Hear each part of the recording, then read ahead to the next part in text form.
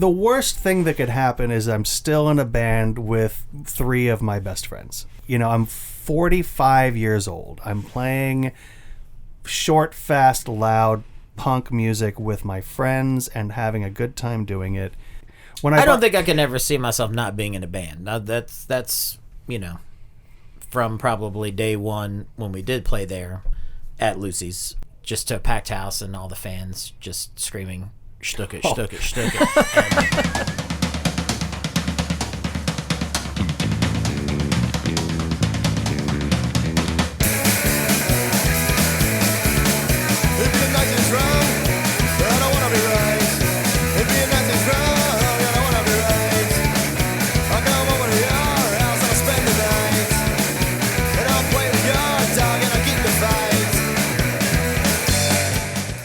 By the time Lucy's opened, punk and the do-it-yourself culture was almost 2 decades old. What started in the early 70s as a rebellious and revolutionary counterculture movement had gone mainstream, making its way from the squatters in London piercing bodies with safety pins to the suburban kids in every town USA using Manic Panic to dye their hair. And for the kids who lived in those suburbs, even if they didn't want to wear the spikes or have the hot pink hair, they could take from punk the idea that if you wanted to create something, like, say, rock music in a band with your friends while you were still in high school, you didn't have to wait for anyone to give you permission. You could simply do it yourself, which is exactly what Mike Shepard and Jereme Frey did 30 years ago. For Mike and Jereme, the DIY meant borrowing rock and roll instruments from the attic where their high school band stored equipment, recording themselves using this thing called a sing-a-lodeon, which was a cassette tape combo boombox and karaoke machine thingy, and making homemade videos that poked fun of the sellouts who had invaded MTV. More than 30 years later, Jereme and Mike are still playing rock music together at clubs in and around Nashville, but their first show was at Lucy's Record Shop when they were around 16 years old. My name is Mike Shepard. Hi. Hello. That's good. And I'm a Lucy's kid. My name is Jereme Frey, also Lucy's kid.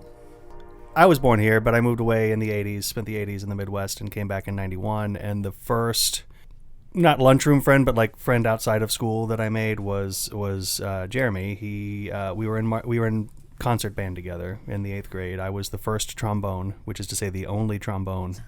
And Jereme was tenor sax. He sat directly in front of me, and I remember the first time I laid eyes on him, he had purple Skidz-overalls on. Actually, that's incorrect. Okay, were they white? They were checkerboard, white and black Skidz-overalls. Okay. One. I remember the one shoulder down. One strap up, Yeah. one shoulder down. Yeah. Jerry Lawler style. And he had a rat like tail, I don't know if we've ever talked about this, but I think that you, as the tenor sax player, were playing some of the trombone parts. Absolutely. Because there were no trombones in the band until I joined the band. So it was a chilly relationship, obviously, very competitive. That's how those parts work. Yeah. But one day in study hall, when our band director called out sick, new kid, no friends, and we were in study hall, and I noticed that he had a stack of X-Men comics under his chair, and I had a stack of X-Men comics under my chair, and we started passing notes about X-Men comics. A fast friendship ladies and was gentlemen, born. that is the nerdiest thing that you'll hear. I mean, I'm sure it's probably going to get a little bit nerdier than that. I think we can get there. We can get there, yeah. I'm competitive. That's a challenge. Yeah. My gauntlet's been laid down. So, I mean, that's how we got together, and then...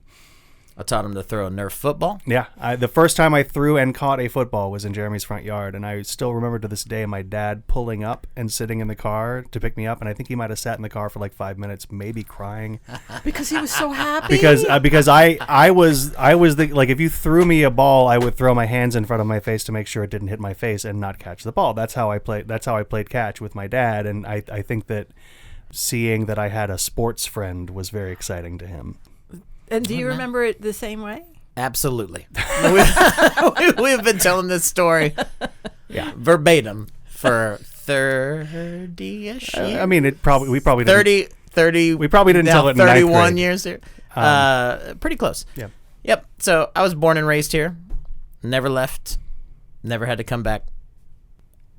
I was into music pretty early on. My parents were pretty young when they had me, so I grew up listening to, luckily, super cool music, B-52s, Stones, Beatles, prog rock, pretty much any genre. My parents were way into it. And they had a friend named Mark Seymour who played drums for a Nashville band called the Dremels. And so one of my earliest memories, I think I was maybe like 5, my dad took me to see them play. So I was like, oh yeah, that's what I want to do. So, of course, I played saxophone in the band, logically. But Mark gave me a drum set when I was like 4 or 5 years old. That little blue bop kit. It was super tiny. Still have it. But I was just always into music and stuff. Joined the band when I was in 5th grade or whatever it was. Played saxophone. Stole that drum set in 92. And started teaching myself how to play to the White Album. So as much as I want to claim influences, it's probably Ringo Starr. And when did you realize, like, okay, well, music is now going to become something more important than just junior high band? So in high school, because, I had only been in town for 9 months by the time I started my freshman year in high school. So I had my middle school friends, which were, it's primarily Jereme, and then like a couple other friends from bands, and I had been in the school play, so a couple friends from that. But like, I met day one, 9th grade, Ryan Shogren, who was this tall, blonde dude from Wichita, Kansas, and we were all weirdos, and so our friend circles kind of very quickly started orbiting each other, and then like as corny as it is, it was that fucking Nirvana record. Specifically, Ryan, I think, switched from piano to guitar around the time of that emergence of punk rock records on the radio again in like. And that would have been 91. Yeah, 91, 92. So summer of 91. He started taking guitar lessons, and we would hang out while he played guitar, and then eventually Jereme borrowed some drums from, was it Matt Glassmeyer? We're going to put some quotations around borrowed. I borrowed drums from McGavick High School. And then they just took a really long time to get back to the attic. The way I recall it is Ryan started playing guitar. Jereme, about 6 months later, maybe, started playing drums, and like separately, just unrelated. And then they started playing together. And I was in the band. I just didn't play a rock and roll instrument. So I would hang out. I would sing on some songs. I would play recorder, trombone, keyboard, whatever dipshit instrument I knew how to play that was inappropriate for a rock setting, I would play.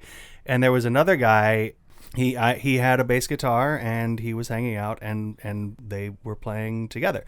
And I was there. I was hanging out. I was in the band. I was holding the video camera. I was operating the tape machine, whatever. And then there was one day, there was a song that the band had written that I sang on, and they were like, we should shoot a music video for the song, which of course is just us in Jereme's parents' living room playing the song. And Ryan and Jereme, as I recall, said, Mike, Andrew is so good with the video camera. He's such a good videographer, and you're not great with the video camera. Why don't you play bass on this one just for the video, and we'll see how it goes. And like, I had been playing bass a little bit, and I was like, okay. So they showed me the notes, just the notes on the bass for that song, because I had never played bass on this particular song. So I played bass and sang on videotape the very first time that I played bass and sang with the band. And then from that point on, as I recall, basically they just stopped inviting Andrew to band practice, and I was the bass player in the band. Yep. Sounds like an that age-old is pretty much correct. Yeah, because I think it more morphed from us being kind of like movie nerds / playing around with video cameras and whatever. Mm-hmm. Like we did all that stuff through high school, and we're doing kind of a mockumentary of 120 minutes. So this day was literally us doing a Evan Dando interview. It was there were wigs involved. The costume changes, I had a wigs. lobster hat on. I had electrical tape over my neck. Like, it's a whole thing.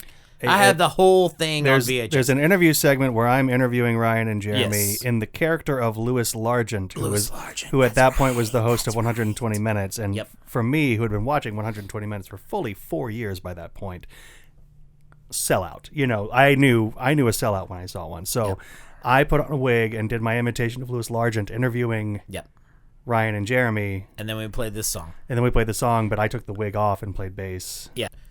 And so I was terrible.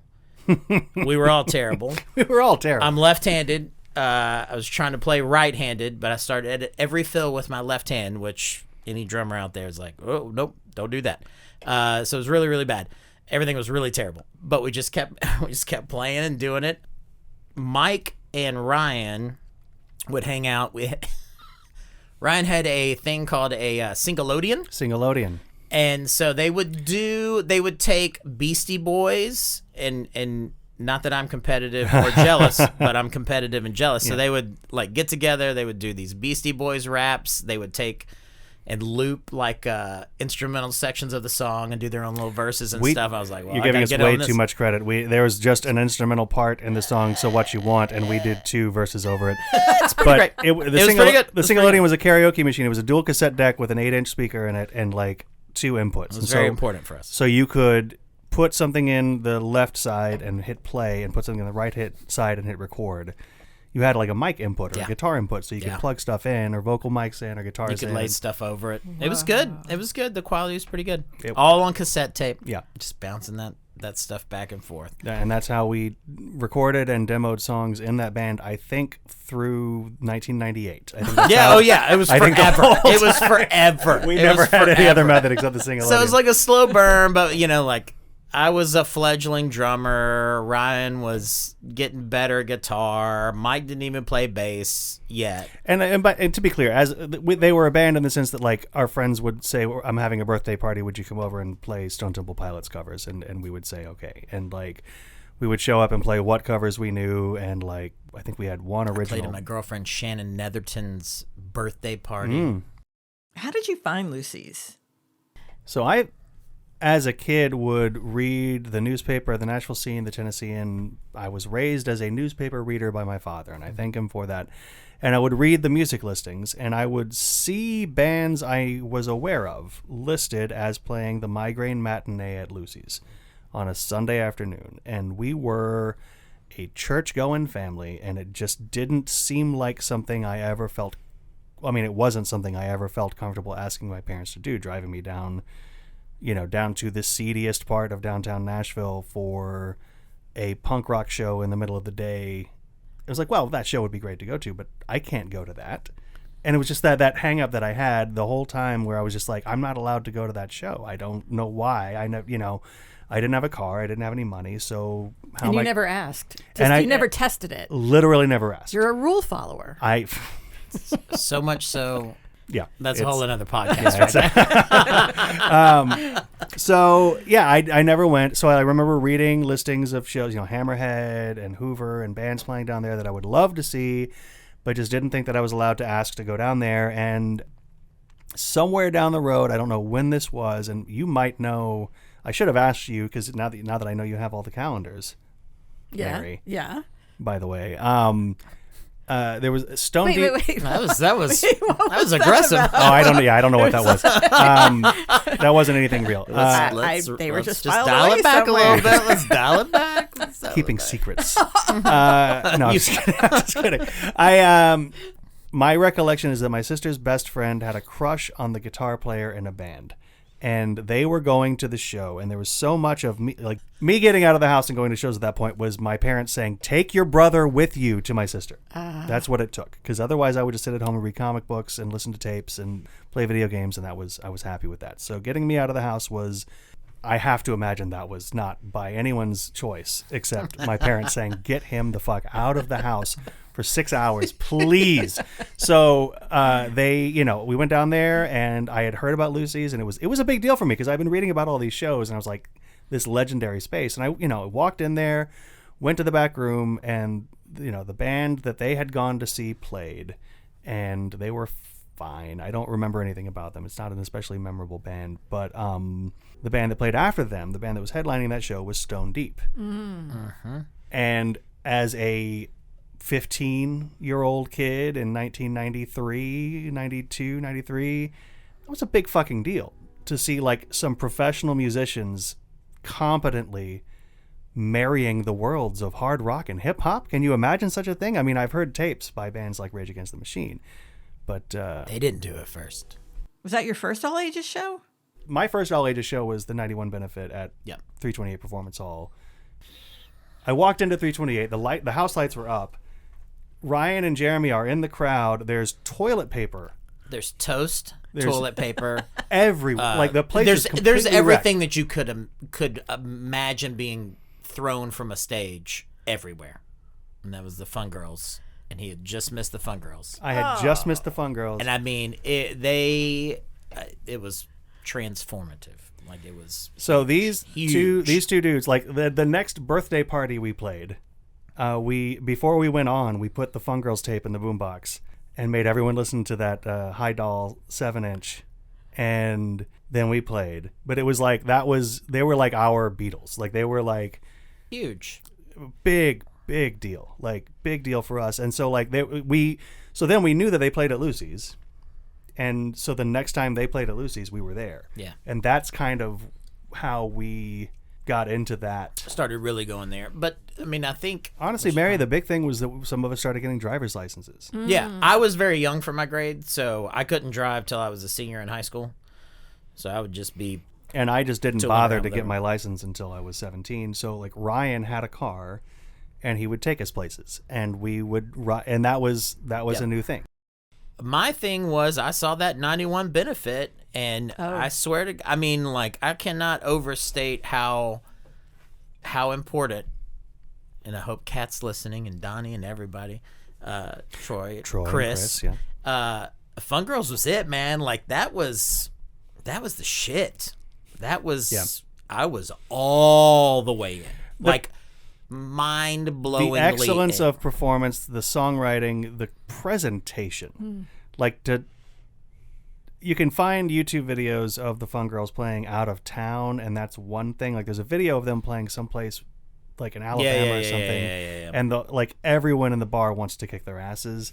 But like this was at home. Lucy's. This was fucking home field advantage. These dudes were coming in and dressing, in full drag and in different themed costumes in some cases, and each night there was something different that they threw into the crowd. It was so awesome. And for me, like playing drum, like Chris is a phenomenal drummer. Like no doubt. I mean, incredible drummer. So of course, again, I'm slightly competitive, so I was like, well, I gotta like get that good. I mean, like he was insane, and all of them were just insane, and it was just so good. Everybody had their own little, attitude and shtick and stuff. It was just we are, well, at least I was at that time, a big pro wrestling fan, so like the gimmick was a thing, and just their stage presence was a thing, and the energy and just the crowd, and it was always packed, and it was awesome. So that 91 benefit was sort of the springboard into us going there more, and that was sort of the gateway drug. Yeah. And Jeremy, you may be able to answer this question for me. I don't recall the reason why we attempted to make our first tape, and I'm wondering if it was so that we could have a demo to bring down to Lucy's to try to book I think it was. So as I mentioned before, my parents were good friends with some musicians at the time. So I think I'd maybe talked to them, or we had talked about trying to record something, and so they talked about our good friend and original engineer Larry Mars. Larry Mars is basically the George Martin of Schtucket. He was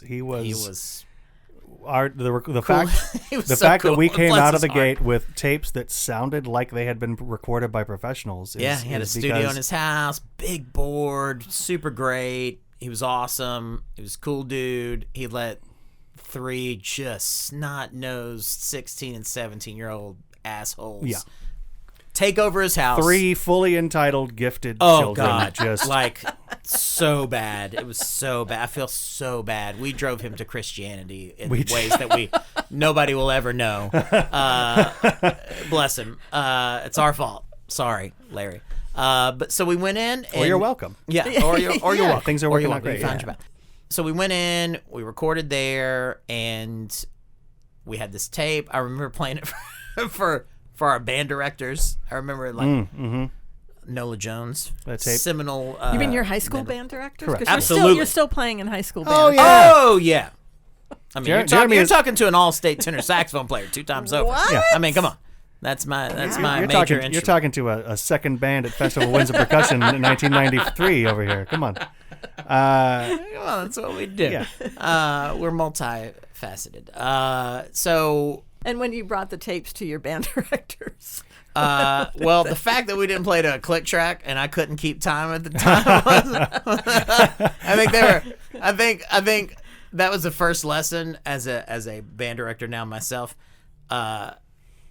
Lying to kids sometimes is a positive thing. So I just remember Larry. I remember mixing that first tape and Larry being like, "Off to the races." And that's gonna be my bad. That's why I'm so adamant. I will always play with a click. Yeah. But no, man, they were totally in. They were super Supportive. positive, super supportive, totally into it. So we brought the tape down to Lucy's. Donnie called and said, "Hey, I've got your tape. Would you guys like to play a show?" And I Hell yes, we. my heart stopped.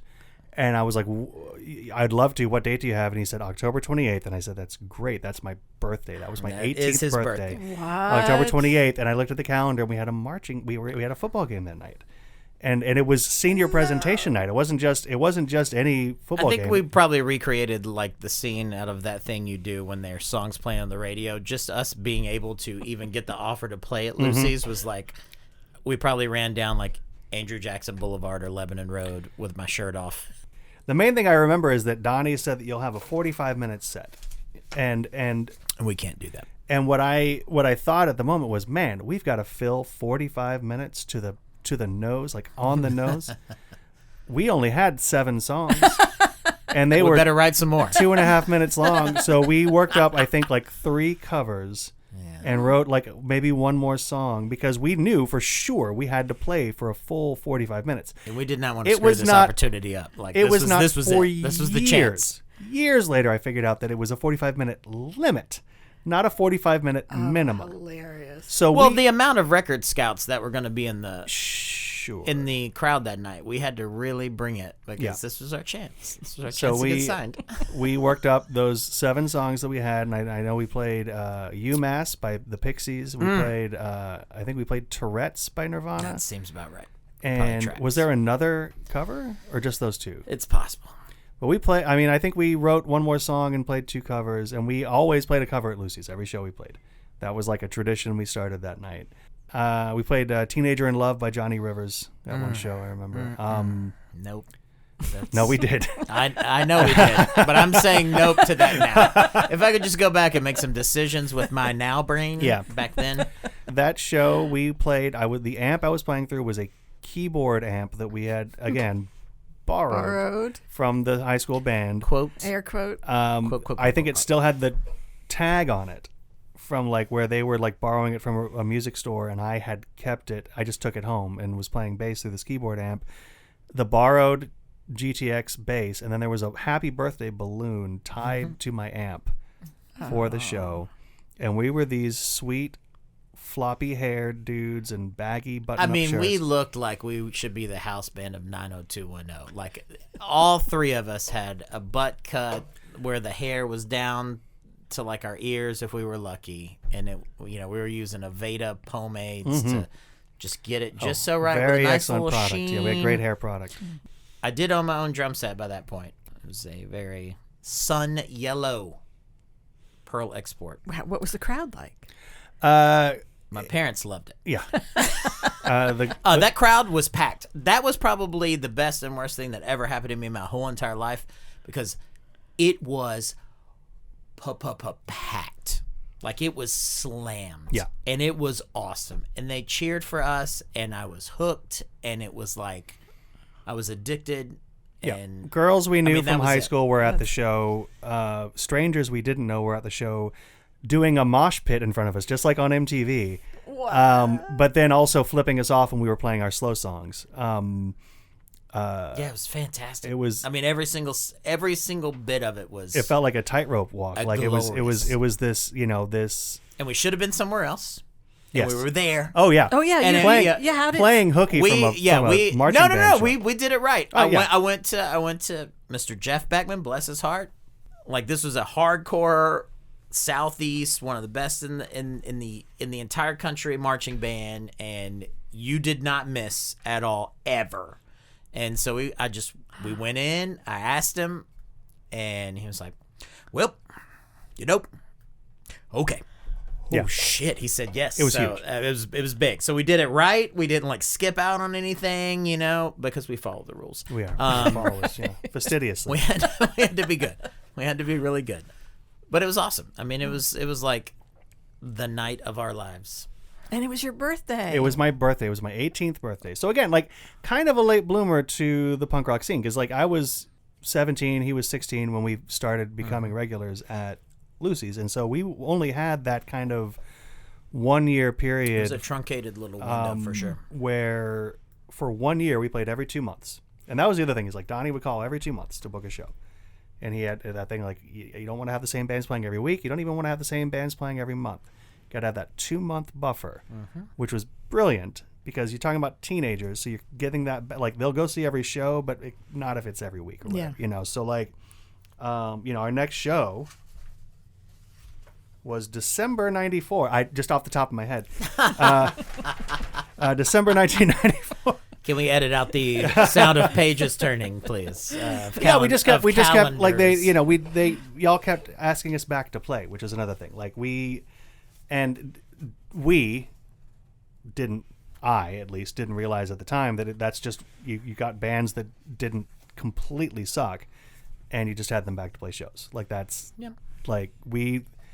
We thought we had passed the audition and we were in, which I guess was the case. I think that's actually Yeah. probably the case.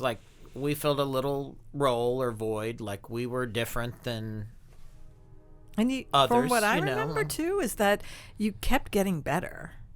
Well, yes. I feel like we were, yeah. We I were mean, if you actually listen to talking that first about tape, which I put it all on Bandcamp last year for one of those Bandcamp Fridays, and you can listen to the progression. We got the band better. is Schtucket. I don't think we've even mentioned Oh, the that's name true. of the band. Which, by the way, The band's name, The Kings of Leon. I'm Jerry Leon, the drummer for Kings of Leon. This is my brother, Donnie Leon. I'm Henry the Fourth of Leon. Yes, we were in a band called Schtucket. Why? Because that, unfortunately, is the best thing that we could come up with. where did that come from? It was an Just exclamation that dumb Ryan made high one school day kids. in Algebra 2 class specifically. I remember he was sitting in class one day and just went, Schtucket! Like that. And some of the other And of band- course, Eureka. That's it. We got it. Well, We got it. Any other names that you were thinking about at Yeah. that time? Yeah, a bunch. Something with an eyeball, baby with a eyeball in its head. I mean, it was just the dumbest. Orgasm Smile was the one that I remember Yeah. that Just- I was like, I can't be if in you a can band with the imagine- name Orgasm. If you can imagine, Oh my! we're real followers. This is how not punk rock we were. too provocative. Yeah, no, Schtucket was actually the best option. As much as it depresses me to say That's that true. that's the fact, that is the truth. So, out of all the shows that you played, do you have a favorite? That first one really sticks out. So It was so cool. We played with Stone Deep. We played with Stone which I Deep. think for me was probably at least for me, all of these bands were even bigger than any big band at the time, any of the grunge stuff that was going on, because we could go see them. We could go see them. We could talk We to them could after talk the to shows. them. You know, They maybe knew, we could play with it. It was just that whole scene was so big for us, and it was. I mean, I was telling I don't know that I would still be playing drums, or that we would still be in bands, or even be in bands if it wasn't for Lucy's or a place like that. And I don't think you can put any sort of quantitative price tag on that. Like it was just so unique. It was such a special little thing. It was such a special little thing, especially when there just wasn't any other opportunity like that. There's just no, it was. We played the only place we played more often than Lucy's. It's a tie between the Donaldson High School gym, which was available to book for birthday parties, and the McGavick High School auditorium. One time. Twice, sir. Oh, sorry. How many times we played Lucy's? Multiple. No, I'm just saying it's second only to Lucy's. Yeah. Is Donaldson High School gym. I think somewhere between 10 and 12 is the number that you played. I like it. Lucy's. The big one for me was the end of the summer after our senior year. We played the back to school bash. We headlined the back to school bash. What? Which was, we were headlining. Yeah. I think we had a couple of that headlining slots, We're but not I think curtain. I don't remember them. So I don't remember. I think at some point you just kept headlining, right? Unless it was a traveling band. Once we sort of transitioned into that, Yeah. which I don't know what that says for Lucy's or us, but Like I said, you kept getting better. There was that getting better thing. Well, yeah, the we sauce kept is covering Nirvana. at least and the Pixies. at least according to the calendars, by our third show, we were headlining at Lucy's. The meteoric rise to the top. That Sauce to Still show I remember because I got that shirt that I wore a lot. And What show was that? Sauce to Still was the name of the band. I know there was a good show we couldn't play because I broke my arm. Yeah, Actually, if I'm just gonna, if this is going out publicly, Reed Stevenson broke my arm. Oh boy, No, he didn't.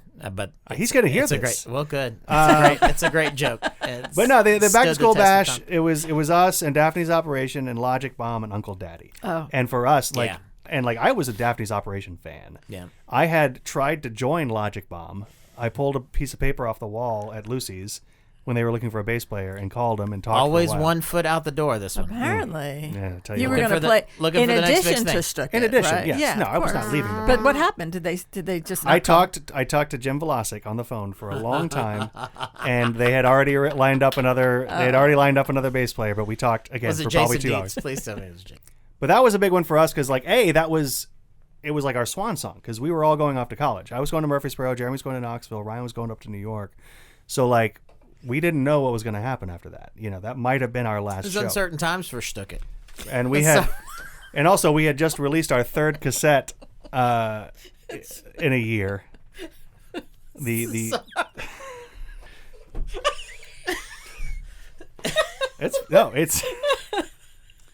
But no, it was. We were 18. We were going off to school. We didn't know, I was 17 because y'all are older than me. That's true.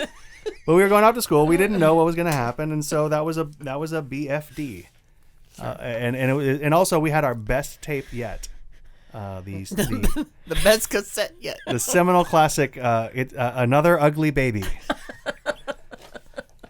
If you thought our band name was awesome, wait till we run down the names of our cassette releases. What better time than to do them now? Man, I don't even know what they're called. There was a Toothy in there somewhere. Toothy, yeah. The first one was called Schtucket. The colloquial name was Limit Calls to Nuts, which I don't even feel like that's true. That's true. Another Ugly Baby. Another Ugly Baby was number 3. Number 4 was it's kind of our nadir. It was called It's Doomsday for the Skull. Oh, It's Doomsday for the Skull. That was our Bringing first. the heat. That was laying down the hammer. That was our long player. And also that was the last thing that Larry did with us because he didn't after that. And he was done. I think he was probably going through some stuff. I think we blame ourselves a little bit more than we probably should for the 100%. Larry's Schtucket did not. Schtucket had nothing to do with Larry's life decisions. Larry is a grown the guy man. that we saw once every year and a half, maybe 2 years. We saw him 4 times a year until we didn't. Yeah. But he found the Lord and we found came a in there nice with that record, wife. and that was our first tape back after a year at college. Our minds had been expanded. The concepts were more mature. More mature. So, concepts like having sex with girls, doing drugs. I've never done any of that. Yeah. Wow, so much for rule following. Boy, Look at this guy over here. Well, and I tell you what, I'll say, I sent it to one of our dear friends and big fans, and I asked her what she thought, and she said I stopped after this particular song because it contained the line, "I was her demon pal. She was my semen gal." That's Ryan's fault. And where she is now, I just don't give a shit because I'm still here. I mean, come on. That's heavy. Do you guys remember anything that you would consider your favorite thing that you bought there? Like a record or a zine or... I bought a Johnny Quest t-shirt. It was orange. I cannot remember the band whose shirt that was.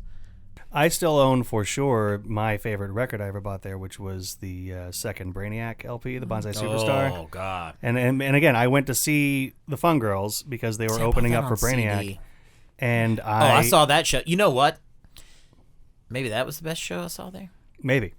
That first, well, it wasn't the first Brainiac show, but it was the first one I saw. Show. That was like transformative. Yeah. That was insane. Yeah. Like the costumes, the musicianship, the fact that Timmy was singing through a synthesizer sometimes, and other times he's playing guitar, and like John Schmersel was playing that fucking weird detuned guitar, and it was just like, it was insane. It was mind-blowing. I feel like the crowd, they weren't doing anything except like jaws to the ground sort of deal. It wasn't like an aggressive, we're in the pit or anything. It was just like, oh man, this is next level. Yeah. Next level good. That show, and honestly, we saw They Might Be Giants there. That was the show for me. I was about to mention that show because we were right up front. We sat there forever. Do you know why? Because we showed up there at like 3:00 in the afternoon. I absolutely and remember. I sat on the stage. I brought a book, and I showed up at like 3:00. I think I met you a little bit later, but we had that whole little front I sat on the stage area staked and out. just waited.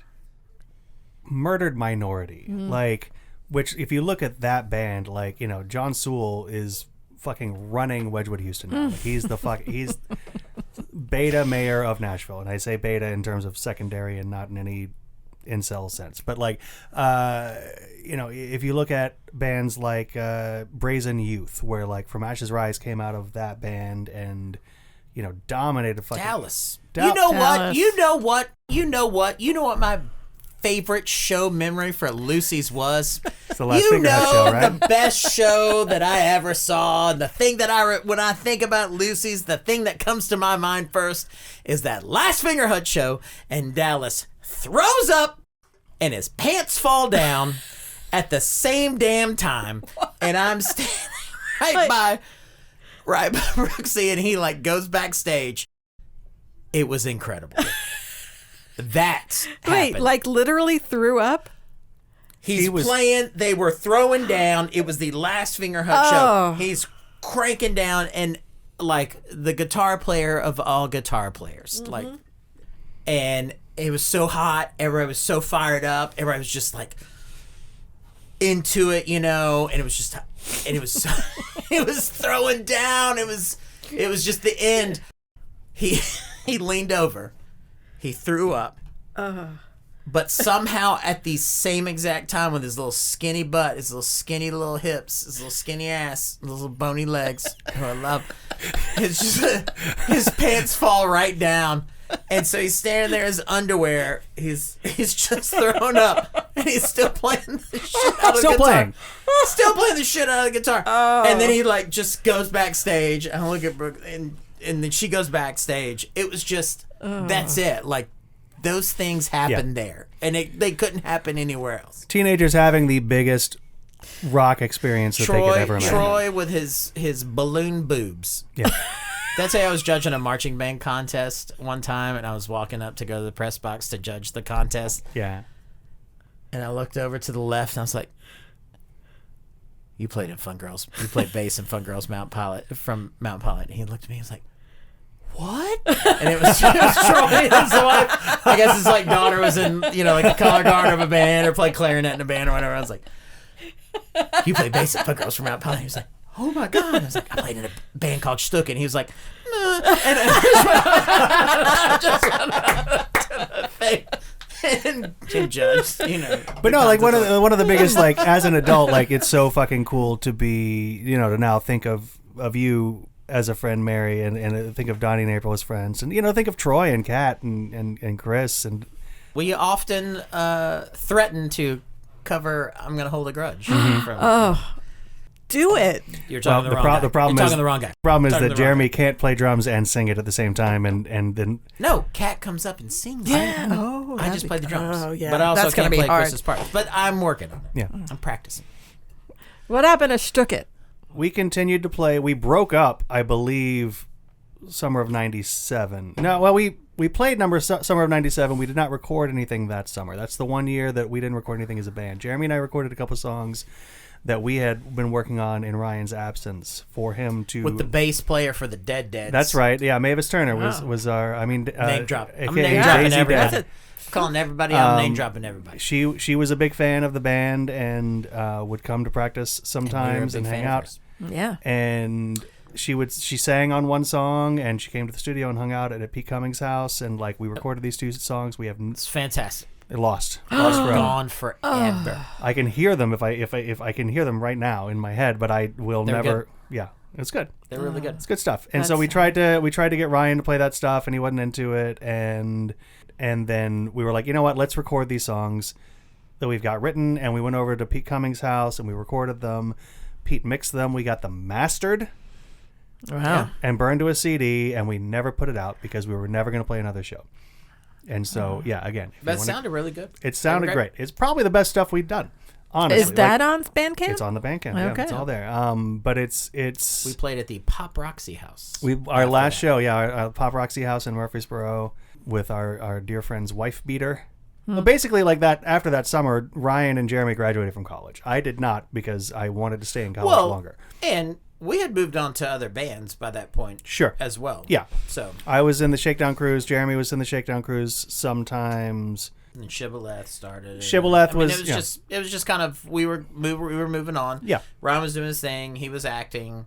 The big thing was Ryan stopped coming home summers. We would all come home summers to stay with our parents, and then the summer of '98 was the last summer when everyone did that. And so Ryan stopped coming back after that, and Jereme and I started working. Jereme got his job at his school, and we started other bands and just kind of kept going, And that's just it. You kept playing, though. Oh, yeah. Right? So Apollo Up was the next incarnation? Well, so there was 98 was the Shakedown Cruise, and then Ohio Casualty Group was the next band that I was in with Jay and Bo, and then Shibboleth was after Ohio Casualty Group split up, and Jereme had been playing with a guy named Dan in a band called The Champions, and we just Bo and I just invited ourselves to join their band.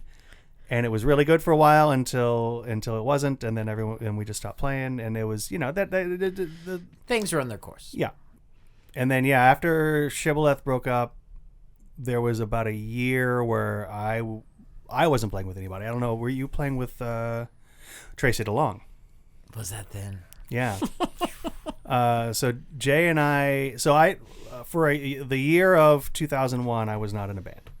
It was the first time since 1993 that I had not been playing in a band. And I met my now wife and had a lovely life. And my guitar sat on a stand in my bedroom, and I never touched it. And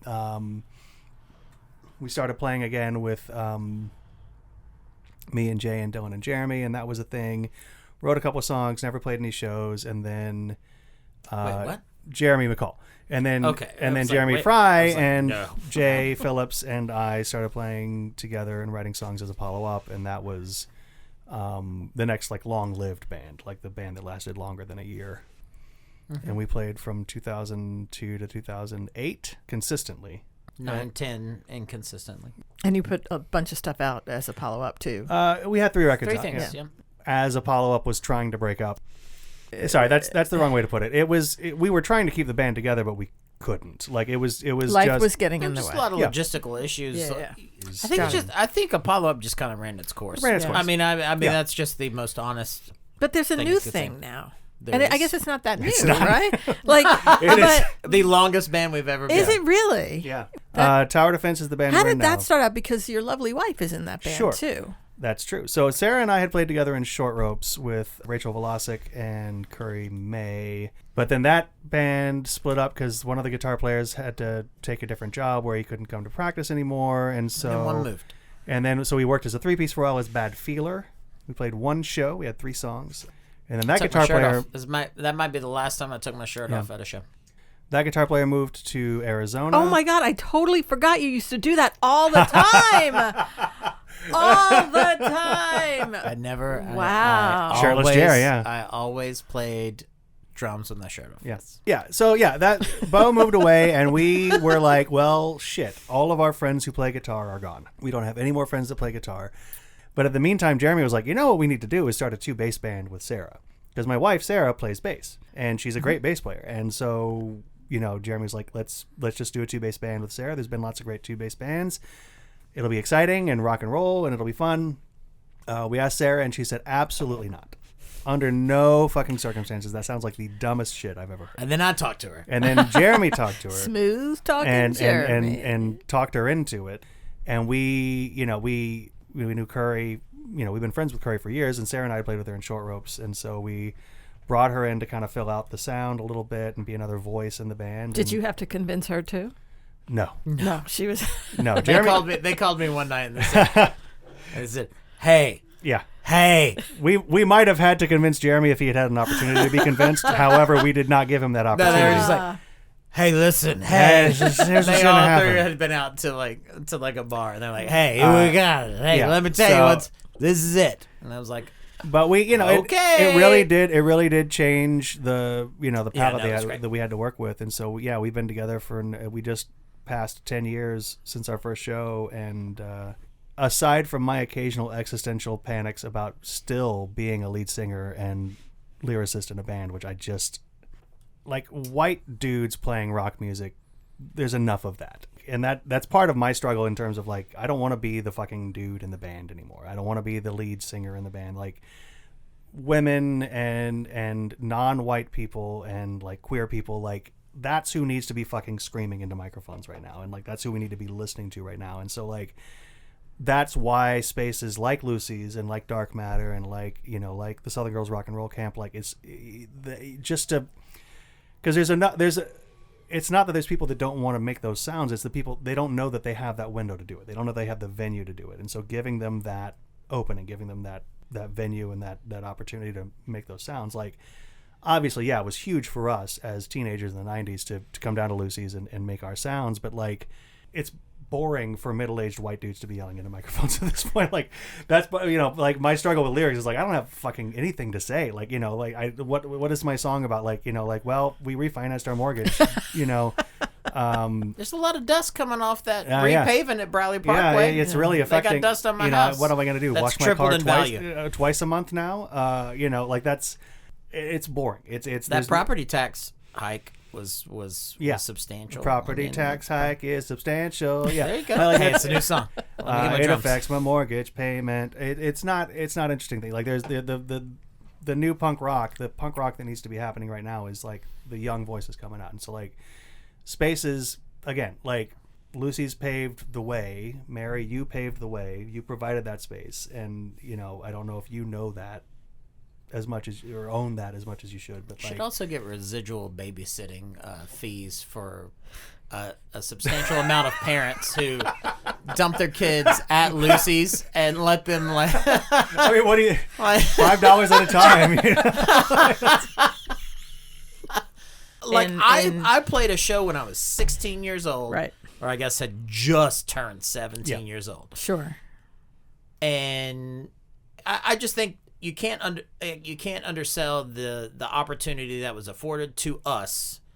You look at us, you look at Beth from Forget Cassettes, you look at people who went through there who are still maybe doing that. If that opportunity wasn't there, I think about it often.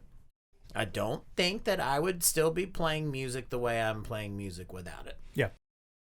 It was a place where any night you could go down there and see a show and know that you'd have at least one or two friends there that you could talk to. And if not, you just stand out on the sidewalk and make new friends, or sit on the couch and pet Lucy and Jack and just, like, really, when I think about like the limited amount of time that Lucy's occupied on a calendar versus the outsized impact that Lucy's has had on the community, I think it's just remarkable. I don't think there's any other space that has that kind of footprint still, that has that kind of, ripples and echoes out. Like, still to this day, 25 years later, we're still talking about it. We're still living it. We're still experiencing the effects of it. It's a big deal.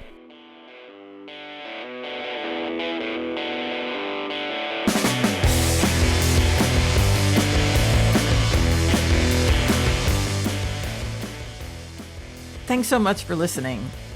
For more info about the Lucy's memories Mike and Jereme shared, as well as links to full versions of the music featured, visit the episode notes or go to lucysrecordshop.com. Many thanks to Michael Eads for his time and the use of his studio. Fun fact, Michael of Podcast Studio and We Own This Town fame is the same Michael of YK Records, who puts out music by Tower Defense and so many other great bands. As you can tell, Michael is a tremendous supporter of creators, and he just published the 300th episode of his podcast, also called We Own This Town, which features local music from Nashville and the surrounding areas. It's a weekly genre-bending gift of new musical treasures that Michael lovingly puts together each week. Here's just a little bit of his 300th episode. Obviously, for the 300th episode, I wanted to do something special. I kept coming back to the idea of the Nashville community and how there's no single piece of the puzzle that makes Nashville's music scene so great. Yes, there are a mesmerizing amount of local bands all making fantastic songs, but their efforts are augmented by local record stores, local labels, local writers, local DJs, local producers, local promoters, local artists supporting other artists. There's a giant swirl of community helping one another, propping each other up. We Own This Town strives to be a part of that giant mechanism, but it doesn't work without everyone's absolute dedicated involvement. Thanks again, Michael. This show is brought to you by Give 40 the Finger Productions and We Own This Town, a podcast network of original entertainment and documentary content. You can find more info at the official site at weownthistown.net or follow at We Own This Town on Instagram, Twitter, and Facebook. If you have any stories, pictures, or music you'd like to share from Lucy's, or have questions about the things that we covered or about things that we didn't cover, or maybe a suggestion about someone you'd like to hear on this podcast, reach out to @Lucy's Record Shop on Instagram, Twitter, or Facebook, or email me directly at mary@lucysrecordshop.com. Thanks again for listening.